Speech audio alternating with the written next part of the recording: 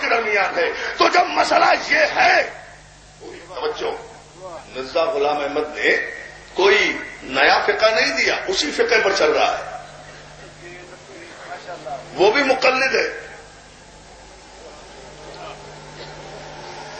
توجہ، وہ بھی اسی فقہ پر چل رہا ہے، کوئی نیا فقہ نہیں لایا، وہی شریعت دے رہا ہے، کوئی نئی شریعت نہیں لایا، وہی طریقہ نماز دے رہا ہے، کوئی نیا طریقہ نماز نہیں لایا، وہی قرآن پڑھ رہا ہے، کوئی نیا قرآن نہیں لے کر آیا، اسی آیت سے استدلال کر رہا ہے جس سے مسلمان خاتم النبیین کا استدلال کرتے ہیں. اسی سورہ، بہت توجہ، سورہ مبارک احزاب سے استدلال کرتا ہے کہ ما کان محمد ابا احد من رجالکم ولکن رسول اللہ و خاتم النبیین، اور محمد تم مردوں میں سے کسی کے باپ نہیں. توجہ، یہی سورہ مبارک کے احزاب کی آیت ہے. جان محترم، یہ واحد آیت ہے جو آیت ختم نبوت کہلاتی ہے قرآن مجید میں، پورا قرآن میں. ما کان محمد ابا احد من رجالکم، اور محمد تم مردوں میں سے کسی کے باپ نہیں ہیں، وہ اللہ کے رسول ہیں اور خاتم النبیین ہیں. تو مرزا غلام احمد یہی کہتا ہے کہ میں کب خاتم النبیین کا انکار کر رہا ہوں، میں تو تمہارے ہی بتائے ہوئے طریقوں سے استدلال کر رہا ہوں. تم خاتم النبیین کے معنی آخری نبی کیوں سمجھتے ہو؟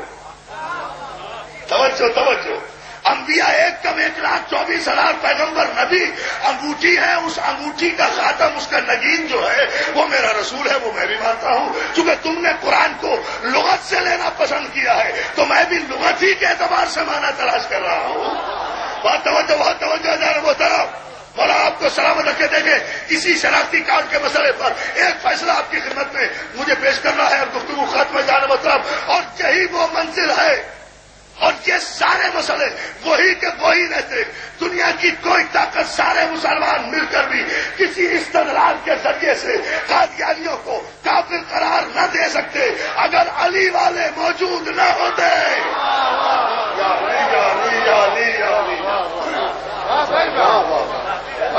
پورے مجمع کی اب میں توجہ چاہتا ہوں دوستوں ان جملوں پر. اگر علی والے موجود نہ ہوتے، 80 گھنٹے تک پاکستان کی قومی اسمبلی میں آرڈیننس پاس کرنے کے لیے جھوٹے نبی کے جھوٹے خلیفہ نے سارے مسلمان علماء کو پانی پلا پلا کے مارا.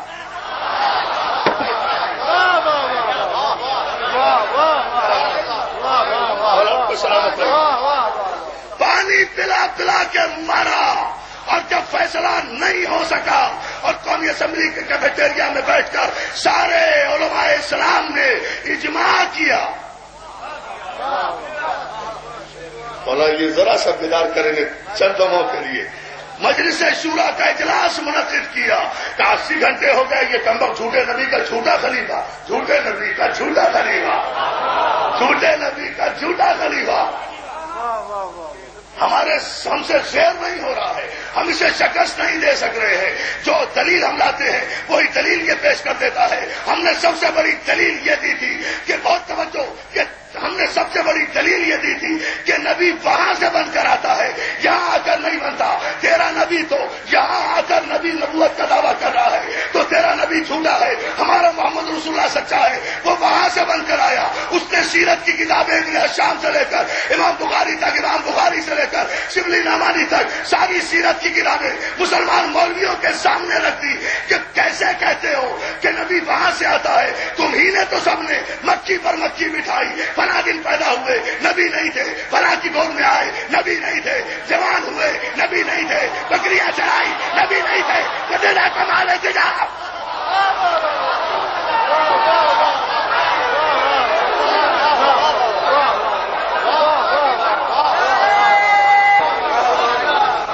تم مسلسل لکھتے آ رہے ہو بچپن گزارا نبی نہیں تھے، لڑکپن گزارا نبی نہیں تھے، جوان ہوئے نبی نہیں تھے، غار حرا میں عبادتیں کی نبی نہیں تھے، پہلی وحی آئی نبی نہیں تھے. آپ نے غور ہی نہیں کیا ہے جملے کا. پہلی وحی آئی، فرشتہ آیا، کہا اقرا بسم ربک الذی خلق، تو اس وقت بھی نہیں سمجھے. بے ساختہ کہا کہ میں پڑھا لکھا نہیں ہوں، تمہاری کتابوں میں لکھا ہوا ہے. تو اگر 40 برس کے بعد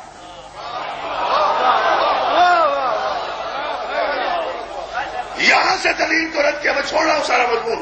یہاں سے دلیل کو رد کیا. فوراً علماء کہتے ہیں ہم نے تو یہ بھی دلیل دی کہ نبی نور ہوتا ہے, نبی معصوم ہوتا ہے, نبی نور ہوتا ہے, نبی معصوم ہوتا ہے. علماء دیوبند کی ساری کتابیں مرزا ناصر احمد نے ان کے منہ پر دے ماری کہ نبی اگر نور ہوتا ہے تو یہ آج تک لکھتے آ رہے ہو اس آیت کی تفسیر میں کیا نا بشر مستقم جو ہے لیا, میں تمہاری طرح بشر ہوں. اے مسلمان مولویو, اگر تمہارا نبی تم جیسا ہو سکتا ہے تو میرا غلام احمد تو تم سے بہت اچھا ہے.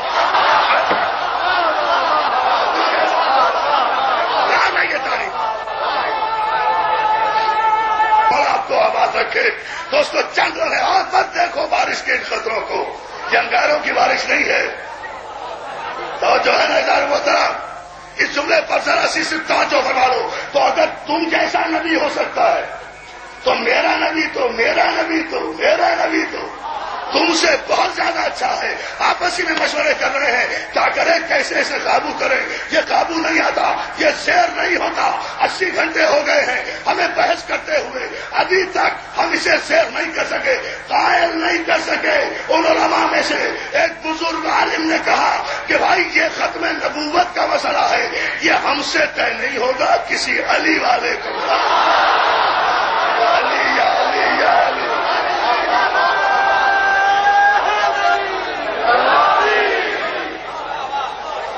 نہیں, علی والا جو ہے جہاں جہاں تک ہے اس موسم کی برہمی کے پیش لیا ایک فرق شگاف کرا, دونوں ہاتھ بلند کر کے نعرہ حیدری.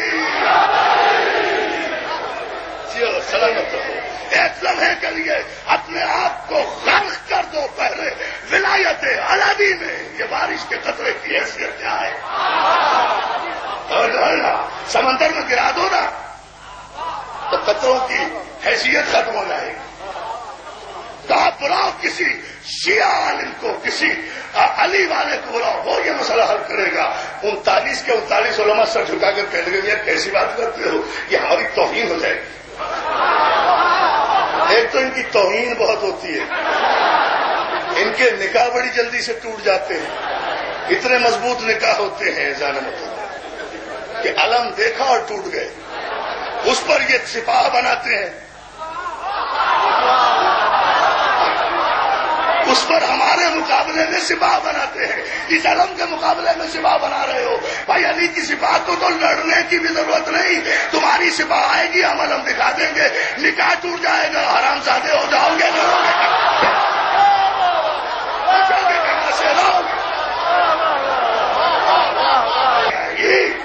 جو ہے کہا نہیں, یہ تو بڑی توہین ہو جائے گی, بڑی سبکی ہو جائے گی. بہت جلدی سمیٹ کر ایک نتیجہ دے رہا ہوں دوستوں, اور بلا رہا ہوں اپنے بات کے علماء ذاکرین کو تاکہ آپ کی سہمتیں بھی تمام ہوں, عبادت بھی مکمل ہو. عبادت میں کوئی خلل نہیں آنا چاہیے. پوری توجہ ہم نے موسلادھار بارشوں میں اس گاہ شاہ میں مجالس پڑھی ہے. آپ سب گواہ ہوں گے, بھائی جان علی بھی گواہ ہے. کامران زفر صاحب کی جو مجلس ہوتی ہے موسلادھار بارش برس رہی تھی اور ذکر علی ہو رہا تھا. اللہ کروٹ کروٹ نصیب کرے ہمارے ساتھی اور ہم قدم کو, حافظ محمد علی کو, وہ مرحوم کو, وہ بھی آئے ہوئے تھے. اور اتنی تاریخی مجلس وہ گاہ شاہ کی ہوئی تھی تو اس سے خوبصورت مجلس کا اب تک مثال پیش کی جاتی ہے. تو دوستوں شیعہ تو بکھرتے ہی ہیں بگڑے ہوئے موقع میں.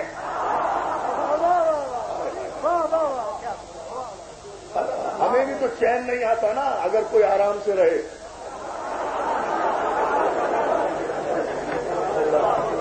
ہمیں بھی تو چین نہیں آتا. توجہ کریں میرے جملے پر اعزاز محترم, ہم تو اس کے ماننے والے ہیں نا کہ چراغ بھی دور کر دیا تھا پھر بھی کوئی اٹھ کر نہیں گیا. اور جو ہے نا اعزاز محترم, اب ہم دیکھتے ہیں ان روشن چراغوں میں کون جاتا ہے. اب آپ توجہ رکھیں اور سلامت رکھے. آپ کو ان جملوں پر ذرا سی آپ توجہ, 10-15-20 منٹ سے زیادہ آپ کو زحمت نہیں دوں گا. ایک ہی جملہ آج کی تقریر میں کہنا ہے, اور یہ جملہ اگر آپ نے سمجھ لیا اور آپ کے ذہن تک پہنچا تو میں سمجھوں گا میرے ان بھائیوں کی یہ مجلس قبول ہو گئی. مولا کی بارگاہ میں کیا یہ بڑی توہین ہے, بڑی سبکی ہے. کیا کہے گی تاریخ ہمیں کہ ہم 40 سے یہ مسئلہ حل نہیں ہوا, اور 40 بھی وہ جو سب 40 برس سے اوپر کے.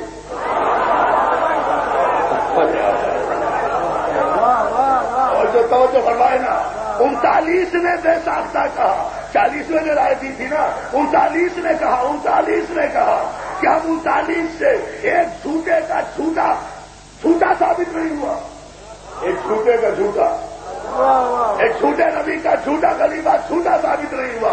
ہم 39 سے 40ویں نے بے ساختہ کہا یہ تو تاریخی حقائق ہے، پیغمبر اسلام کی موجودگی میں اگر ہم جیسے 40 برس سے سارے اوپر والے بھی 39 دن تک یہودیوں کا ایک خیبر نہیں